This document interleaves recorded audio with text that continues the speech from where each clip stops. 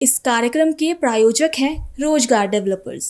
नमस्कार, आप देख रहे हैं पल्स 24 न्यूज में आपके साथ दिव्या पेन्यूली। वक्त हो चला है उत्तराखंड और उत्तर प्रदेश की खबरों का, लेकिन उससे पहले नजर डालेंगे हेडलाइंस पर।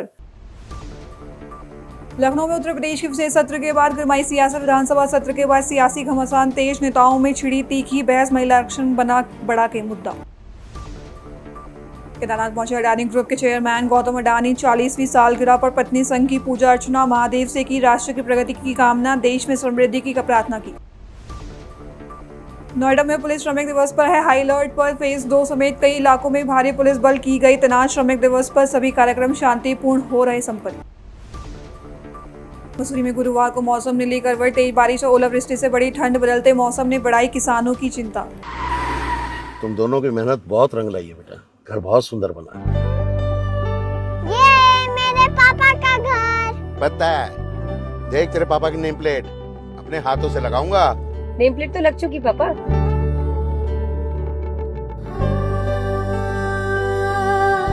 असल मेहनत तो आपने किया पापा, मुझे इस काबिल बनाने के लिए।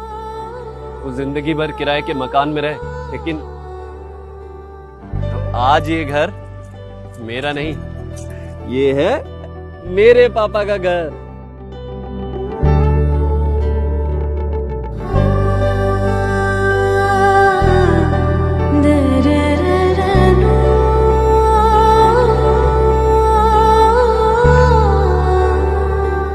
उड़ान सपनों की, आंगन खुशियों का और साथ सकर्णी का।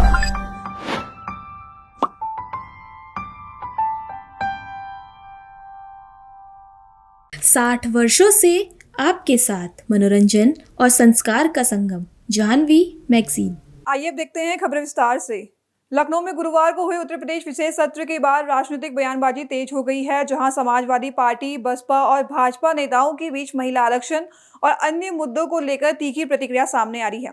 बता दें, सपा नेता शिवपाल सिंह यादव ने बसपा प्रमुख मायावती के बयान पर प्रतिक्रिया देते हुए कहा कि जनता सब जानती है और आरोप प्रत्यारोप का दौर जारी है। उनके बारे में कौन नहीं जानता, जो भारतीय जनता पार्टी कहती है वो करते हैं। वो खुलकर क्यों नहीं बोलते इस पर विपक्षी दल इस बिल पर? लेकिन हमारे लोगों ने पूरे विपक्ष ने बोला, जब नेता विरोधी दल को मौका ही नहीं दिया बोलने, तो ये देखिए लोकतंत्र विरोधी है, संविधान विरोधी है। सवाल ये भी उठाया जा रहा है बीजेपी की तरफ से कि महिलाओं की भागीदारी बढ़ाने पर जो ये रोक देखिए, हम लोग महिला विरोधी नहीं थे। हम लोगों ने कहा पास करो, उसमें भी कहा 2023 में पूरे विपक्ष ने पास कर दिया था, लेकिन जब फिर इनको चाहिए था, अब जब समय आ गया तो फिर सर मंत्री समाजवादी पार्टी को ये देखिए, आप लोग सब जानते हो जी, जो बिल आया था लाए थे चुपचाप, वो संविधान तो तभी तो 2/3 का था, 2/3 का था, वो तो पहले ही पास कर दिया था। पूरे विपक्ष ने लागू करना चाहिए था उससे। क्या उम्मीद है? क्या उम्मीद है? पास होगा ये बिल? ये देखिए, ये इन्होंने देखिए, जब बिल पास हो गया था 2023 में, तो इन्हें तुरंत लागू कर देना चाहिए। वहीं उप मुख्यमंत्री ब्रजेश पाठक ने सपा पर दोहरे चरित्र का आरोप लगाते हुए कहा कि जनता सब सच्चाई समझ चुकी है। आज प्रदेश की जनता ने सदन के सदस्यों के मुंह से स्वयं सुना कि किस ढंग से बहन कुमारी मायावती पर समाजवादी पार्टी के गुंडों ने सरकार के संरक्षण में अत्याचार किया है। जो दोहरा चरित्र है, आज प्रदेश की जनता ने सदन के सदस्यों के स्वयं मुंह से सुना है कि किस ढंग से बहन कुमारी मायावती जी पर समाजवादी पार्टी के गुंडों ने सरकार के संरक्षण में अत्याचार अनाचार किया था। आज प्रदेश की जनता अच्छी तरह समझती है, ये केवल पीडीए का बहाना है, ये प्राइवेट डेवलपमेंट अथॉरिटी है, ये परिक्रमा देत अल्पसंख्यक है और इनका कोई लेना देना नहीं है गरीबों से, दलितों से, पिछड़ों से। ये केवल सत्ता के भूखे लोगों का एक समूह है। दूसरी ओर मंत्री दयाशंकर सिंह ने विपक्ष पर महिला आरक्षण का विरोध करने का आरोप लगाया और कहा कि अगर समर्थन होता तो महिलाओं को जल्द अधिकार मिल जाता। यदि इनकी नीयत अच्छी होती तो इस विधेयक पर ये लोग क्यों विरोध करते?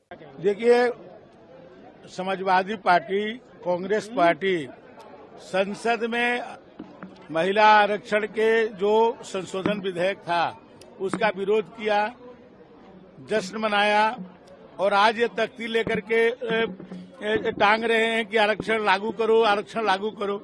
भाई ये यदि इनकी नीयत अच्छी होती तो इस विधेयक पर क्यों विरोध करते हो? यदि ये मतदान कर दिए होते तो ये 2029 में ही जो आधी आबादी का नेतृत्व करने वाली महिलाओं को लोकसभा और विधानसभा में उनको जो है अधिकार मिल जाता। एक तरफ उनको अधिकार को रोकते हैं, दूसरे तरफ जो है उनके समर्थन में जो है तख्ती लगा के घूम रहे हैं, यानी ये डबल करेक्टर का काम कर रहे हैं। तो उसके लेकर के आज जो है विधानसभा में जो महिला हमारी नेता हैं उन लोगों ने इस पर अपनी बात को रखा और निंदा प्रस्ताव पारित किया गया कि जो लोग महिला अधिकार को रोकने का प्रयास कर रहे हैं उनको निंदा की जाती है और फिर से इसका प्रयास किया जाए कि इनको समय रहते वो 2029 में ही उनको लोकसभा और विधानसभा में उनका आरक्षण को दे दिया जाए, क्योंकि जो पहले व्यवस्था थी उसमें था कि 2026 के जनगणना के आधार पर किया जाएगा और 2011 के जनगणना पर ही उनको 2029 में उनको जो है अधिकार मिल जाता। तो ये जो परिवारिक पार्टियां हैं, जो वंशवादी पार्टियां हैं, कांग्रेस हो, सपा हो, वो चाहती है कि प्रियंका गांधी तो सांसद बने, डिम्पल यादव जी सांसद बने, लेकिन सामान्य महिला जो अपने संघर्ष के बल पर जो काम कर रही है पार्टी में चाहे समाज में, उनको अधिकार से वंचित रखने का काम कर रहे हैं। 27 चुनाव का बड़ा। इसी बीच विधानसभा अध्यक्ष सतीश महाना ने कहा कि विशेष सत्र में महिला सशक्तिकरण और समाज में उनकी भागीदारी पर शांतिपूर्ण चर्चा हुई है। सत्र आयोजन हुआ था पार्लियामेंट में, महिला वंदन अधिनियम 2023 में आया था, लेकिन 2029 को लागू हो जाए इसके लिए संशोधन आया था। बिल तो है ही है, लेकिन वहां पर वो गिर गया। लेकिन पूरे देश में इस प्रकार का एक मैसेज था, पूरे देश में एक मैसेज था कि क्या कारण हुआ। तो इसीलिए विधानसभा के माध्यम से महिला सशक्तिकरण की बात हो, उनको कैसे भागीदारी दी जाए समाज के हर क्षेत्र के अंतर्गत, उसके लिए आज यहाँ पर डिबेट थी। जो मैंने पार्लियामेंट में हम सब लोगों ने देखा तो उस समय पार्लियामेंट में कांग्रेस के लीडर श्री राहुल गांधी ने बार बार ये कहा कि जल्दी क्या है। आप सब अगर 80 साल के बाद भी उनको जल्दी नहीं है तो देर क्यों करना चाहते हैं? देर क्यों करना चाहते हैं? आपको जल्दी है तो जल्दी लाना चाहिए और जल्दी आ सकता था। अच्छी आज उसके ऊपर डिबेट हुई, सब लोगों ने अपनी अपनी बातें कही और शांतिपूर्वक तरीके से विधानसभा का ये स्पेशल संपन्न हुआ। उत्तराखंड के रुद्रप्रयाग में स्थित श्री केदारनाथ धाम में अडानी ग्रुप के चेयरमैन गौतम अडानी ने अपनी पत्नी प्रीति अडानी के साथ अपनी शादी की 40वीं सालगिरह के अवसर पर केदारनाथ धाम में भगवान महादेव के दर्शन कर पूजा अर्चना की, जहां गौतम अडानी ने इस मौके पर एक्स पर ट्वीट कर कहा इसे अपने जीवन का विशेष दिन बताया।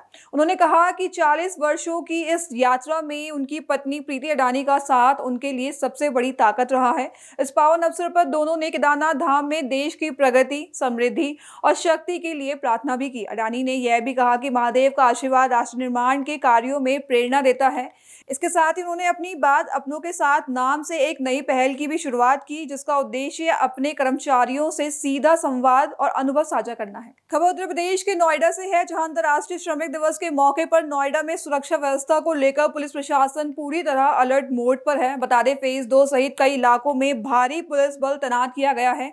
बता दें गौतम बुद्ध नगर पुलिस कमिश्नर लक्ष्मण सिंह ने जानकारी दी कि श्रमिक दिवस पर सभी आयोजन शांतिपूर्ण तरीके से संपन्न हुए हैं और पूरे देश में शांति व्यवस्था बनाई हुई है। पुलिस बल लगातार ग्राउंड पर मौजूद है और सभी यूनिट्स के साथ मिलकर स्थिति पर नजर रखी जा रही है। देखिए, आज हम लोगों के यहाँ जितनी भी यूनिट्स में उनके वार्षिक कैलेंडर में इंटरनेशनल लेबर डे का अवकाश है, मात्र वही यूनिट बंद है।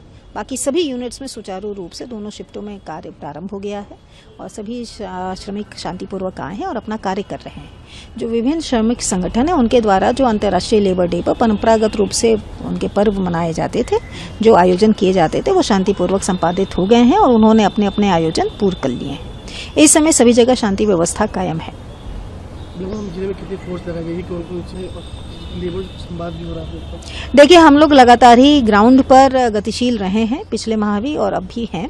42 सेक्टरों में विभक्त करके पुलिस फोर्स का डिप्लॉयमेंट किया गया है और सभी को एक ही निर्देश दिया गया है। चूंकि श्रमिकों की संख्या बहुत अधिक है, इसलिए उनके साथ अलग अलग ग्रुपों में जाके और बैठ के वार्ता की जा रही है। पिछले दिनों में उत्तर प्रदेश सरकार द्वारा तथा आने वाले दिनों में जो भी उनके द्वारा श्रमिक वेलफेयर से संबंधित योजनाएं और घोषणाएं की गई थी, उसका सार्थक और शांतिपूर्वक परिणाम देखने को मिला है। उससे संतुष्ट होकर लेबर लौटा था, अपने काम को उसने उठाया था और काम शांतिपूर्वक सभी यूनिट्स में, सभी फैक्ट्रीज में 100% काम सुचारू रूप से चल रहा है। मैम, सभी जगहों पे किस तरह के दंगे हुए थे? देखिए, वो एक दिन का कुछ समय का ही वो था। हालांकि विभिन्न बाहरी संगठनों के द्वारा लेबर डे के उपलक्ष्य में बहुत सारे आह्वान किए गए थे, लेकिन नोएडा के श्रमिकों ने उत्तर प्रदेश सरकार की पहल को स्वीकारते हुए अपने काम को रिज्यूम किया है और साथ ही साथ इसमें उन्होंने सख्त अपनी ओर से भी मैसेज दिया है कि वो किसी भी बाहरी तत्वों को आके शांति भंग करने की इजाजत नहीं देंगे और पुलिस उनके साथ इसमें सहयोग के लिए खड़ी है। मसूरी में गुरुवार को मौसम ने अचानक करवट ले ली। तेज बारिश और भारी ओलावृष्टि के चलते तापमान में गिरावट दर्ज की गई, जिससे गर्मी से राहत तो मिली, लेकिन कई जगह नुकसान की आशंका भी बढ़ गई। बता दें, गुरुवार को मसूरी और आसपास के इलाकों में हुई तेज बारिश और ओलावृष्टि से सड़कों, छतों और पहाड़ियों पर सफेद चादर बिछ गई है। दरअसल मसूरी में मौसम के इस बदले मिजाज से जहां लोगों ने गर्म कपड़ों का सहारा लिया, वहीं किसानों की चिंता बढ़ गई है। कई इलाकों में सब्जियों और फलों की फसलों को नुकसान की आशंका जताई जा रही है। दूसरी ओर मॉल रोड और गन हिल जैसे पर्यटन स्थलों पर पहुंचे पर्यटकों ने बारिश और ठंड का आनंद लिया। मौसम विभाग पहले ही भारी बारिश और ओलावृष्टि को लेकर अलर्ट जारी कर चुका था, जिसके बाद प्रशासन भी सतर्क रहा और लोगों से सावधानी बरतने की अपील की गई। मसूरी में माल रोड पर रेहड़ी पटरी व्यापारियों का आंदोलन लगातार तेज होता जा रहा है। अपनी मांगों को लेकर व्यापारी पिछले 26 दिनों से धरने पर बैठे हैं। बता दें, मसूरी रेहड़ी पटरी कमजोर वर्ग कल्याण समिति के बैनर तले व्यापारी शहीद स्थल पर एकत्र हुए और शासन प्रशासन के खिलाफ जोरदार प्रदर्शन किया। इस दौरान उन्होंने सद्बुद्धि यज्ञ कर सरकार से गरीबों के हित में निर्णय लेने की अपील भी की। व्यापारियों का आरोप है कि नगर पालिका प्रशासन हिटलरशाही रवैया अपनाते हुए उनकी रोजी रोटी छीन रहा है। उनका कहना है कि लगातार आंदोलन के बावजूद कोई सुनवाई नहीं हो रही है। देखिए, सुनाना पड़ता है, सुनने वाला चाहिए, लेकिन यहाँ पर सुनने वाला गोल है, यहाँ पर सुनने वाला कोई नहीं है। आज बुद्धि गायब है, शुद्धि हो नहीं सकती, क्योंकि बुद्धि जो है वो पैसे में लगी हुई है, पैसा कमाने में लगी हुई है, जमीनों की खरीद फरोख्त में लगी हुई है, संसाधन बेचने में लगी हुई है। और शुद्धि कैसे होगी, क्योंकि शुद्धि भी खत्म हो गई बुद्धि के साथ साथ। तो आज हमने इसीलिए बुद्धि और शुद्धि दोनों को जागृत किया है कि कम से कम हमारे जो पहाड़ों में देवभूमि है, पहाड़ों में देवता होते हैं, उन देवताओं के माध्यम से हो सकता है पैराशूट कैंडिडेट और हमारे शक्तिमान जी की बुद्धि थोड़ी सी जागृत हो। थोड़ी सी मैंने जागृत की है।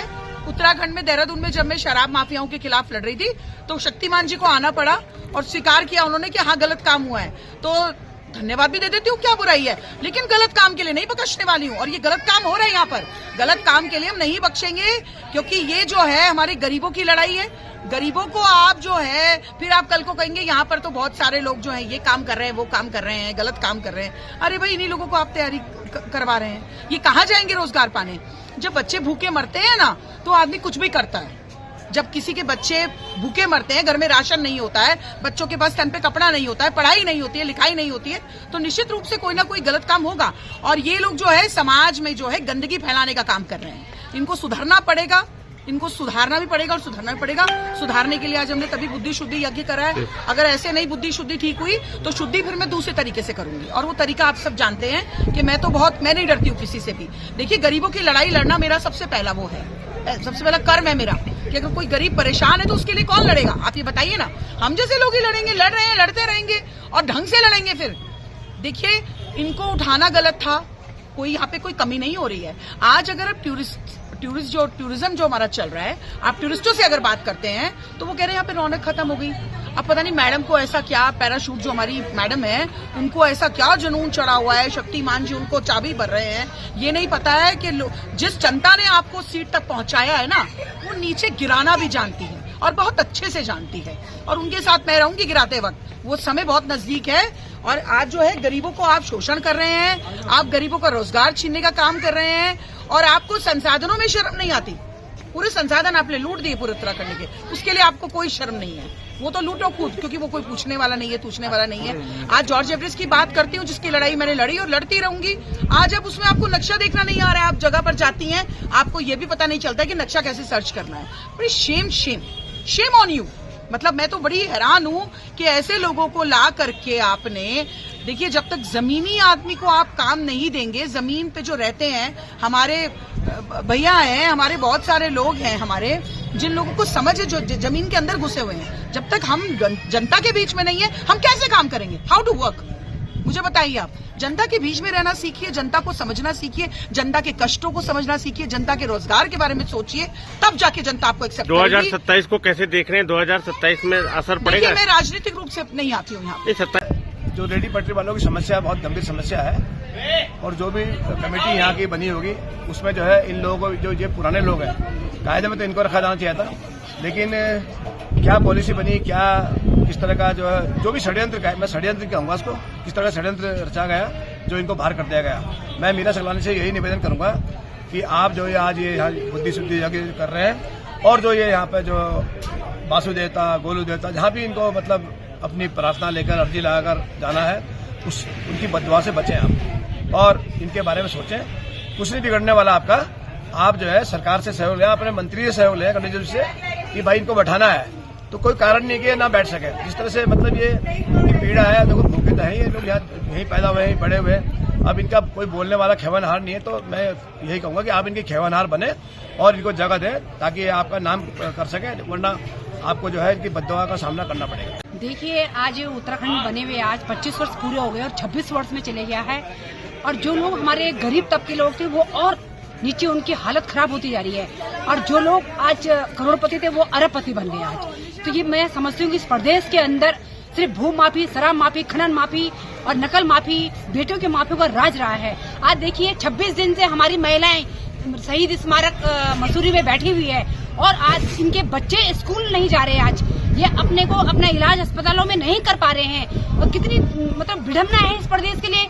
मतलब 25 वर्ष होने के बाद भी अगर हमारा यहाँ का स्थानीय लोग अगर सड़कों में है, तो ये बहुत दुखद विषय है। वो दिन दूर नहीं है जब भारतीय जनता पार्टी को लोग उखाड़ फेंकेंगे। देखिए जी, हमने आज जो ये शुद्धि बुद्धि रखी है, ये इनके भगवान इनको सद्बुद्धि दे, और जहाँ तक बात रही रास्ते ना निकलने की, देखते हैं कभी तो कभी एक रास्ता तो निकलेगा। हमने जो आपके माध्यम से बताना चाहता हूँ, हमने मैम से ये कहा था, अध्यक्षा जी से भी, और नीचे जब हम मंत्री जी के यहाँ गए थे तो हमने ये कहा था कि चलो हम मार रोड से हट जाते हैं, कोई बात नहीं, मगर जो सीजन आ रहा है अभी 1-2 महीने, क्योंकि इनकी जो आर्थिक स्थितियाँ बहुत डमाडोल हो चुकी है, तो हमने उनसे रिक्वेस्ट की थी, निवेदन किया था कि 2 महीने इनको जो है, जहाँ ये बैठे हुए थे यथावत इनको वहाँ बैठाने दीजिए जाए। 2 महीने के बाद जो है स्वयं अपना चले जाएंगे वहाँ से। ये हमने इनसे मांग रही। गरीब का कोई नहीं होता है। अगर यहाँ पे अगर अनलीगल वाली जहाँ तक बात आती है, तो मैं अध्यक्ष जी से भी पूछना चाहता हूँ, योज साहब से भी पूछना चाहता हूँ, और माननीय मंत्री जी से भी पूछना चाहता हूँ। चलो हम अनलीगल हैं, मगर जो यहाँ पे जो बड़े बड़े काम अनलीगल हो रहे, क्या वो अनलीगल नहीं है? उन पे कभी हाथ लगाया इन्होंने? पर क्यों? वो बड़े लोग हैं। हम छोटे लोगों को तो उठाया जाता है, हमें तो ये बोला जाता है कि ये तो तुम भाई हटो यहाँ से, तुम अतिक्रमण में आते हैं। पर अतिक्रमण होता क्या है? आज तक हमारे समझ में ये नहीं आया कि अतिक्रमण है क्या चीज। अतिक्रमण उसे कहते हैं कि ये तो अतिक्रमण आते भी नहीं है। अतिक्रमण इन्होंने सुबह अपने चादर बिछाना है, शाम को अपना चादर लपेटना है। अतिक्रमण वो देखो ना, जो ये मसूरी में इतना बड़ा वो चल रहा है, धांधली चल रही है, उसमें तो कोई कुछ बोल नहीं रहा है। आप देखो, आप कोलू खेत से ऊपर आ जाओ, कितनी दुकानें लगी हुई है रोड के किनारे पे, उनको तो कोई हटाने के लिए तैयार नहीं है। 2 बारी चले भी गए थे वहाँ पे, बस थोड़ा सा उनके 2 गुड्डे उठाए, बस हो गया। कहाँ के हैं वो लोग? जो यहाँ के मूल निवासी है उनको तो तुमने बेरोजगार कर दिया, और जो यहाँ के मूल निवासी है उनको तुमने रोजगार दे दिया। ये द्वारी रीति चल रही है यहाँ पे साहब। अब आगे की रणनीति क्या? आगे की रणनीति यही है जी, अब कहीं हमारी सुनवाई तो हो नहीं रही है। अब ये हमने आज ये फैसला लिया है कि 2-4 दिन में हम जो है मासू देवता के पास जा रहे हैं। यहाँ से हमारी पूरी रैली जाएगी, मासू देवता के पास है, वहाँ हम अपनी पुकार करेंगे। अब साफ सी बात है कि हम घात खेलेंगे। अब ये हमारा अब लास्ट स्टेज है, उसके बाद हमारी दुकानें लगे ना लगे। अभी के लिए बस इतना ही। खबरों के लिए बने रहे पल्स 24 न्यूज के साथ। तब तक के लिए नमस्कार। इस कार्यक्रम के प्रायोजक थे रोजगार डेवलपर्स। तुम दोनों की मेहनत बहुत रंग लाई है बेटा, घर बहुत सुंदर बना है। ये मेरे पापा का घर। पता है, देख तेरे पापा की नेम प्लेट अपने हाथों से लगाऊंगा। नेम प्लेट तो लग चुकी पापा।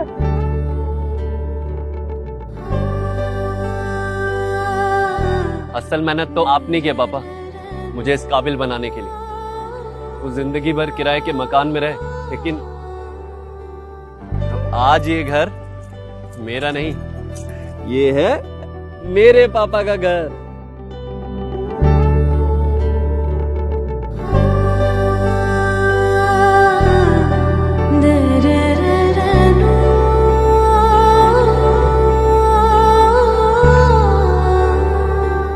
उड़ान सपनों की, आंगन खुशियों का और साथ सकर्णी का।